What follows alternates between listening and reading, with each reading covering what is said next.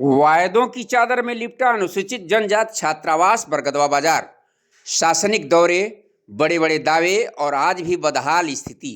कब मिलेगा न्याय इस उपेक्षित भवन को? नमस्कार, आप देख रहे हैं सागर न्यूज। हम हैं राम सागर मिश्रा। खबरों के लिए आपको ले चलते हैं महाराजगंज जनपद के सीमावर्ती क्षेत्र बरगदवा बाजार स्थित अनुसूचित जनजाति छात्रावास।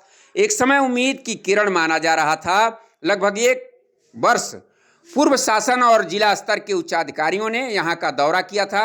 उस समय बड़ी बड़ी योजनाएं बनाई गई थीं। प्रशिक्षण कार्यक्रम, ग्रामीण युवाओं के लिए रोजगार, महिलाओं के लिए स्वरोजगार की संभावनाएं और बच्चों के लिए शैक्षिक गतिविधियां।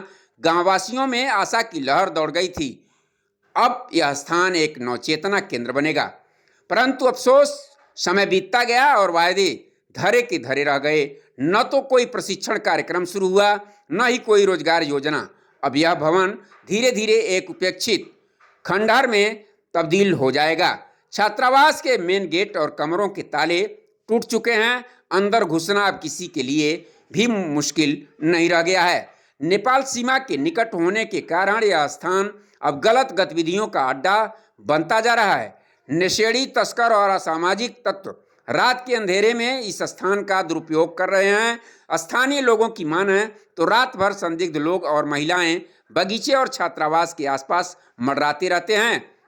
यह स्थिति किसी भी समय किसी जघन्य अपराध का कारण बन सकती है, जिसकी जिम्मेदारी आखिर कौन लेगा? सबसे चिंताजनक बात यह है कि अभी तक किसी भी अधिकारी या विभाग ने इस दिशा में कोई ठोस कदम नहीं उठाया है। जो इमारत गांव के विकास का केंद्र बन सकती थी, वह अब डर और असुरक्षा का प्रतीक बनती जा रही है। क्या इस उपेक्षा को अब भी नज़रअंदाज किया जाएगा या फिर कोई सशक्त पहल होगी जिससे यह स्थान फिर से जीवन से भर उठे?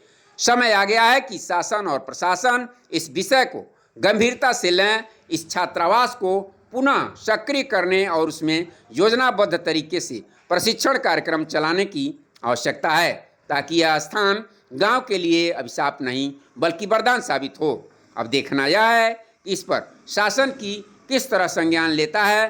क्या इस पर कोई त्वरित कार्रवाई होती है या इसी तरह से उपेक्षित रहता है? जब हमारी न्यूज़ टीम वहां पहुंची तो देखने को मिला टूटे हुए गेट का ताला। ऐसी छोटी बड़ी खबरों के लिए बने रहिए महाराजगंज से राम सागर मिश्रा के साथ।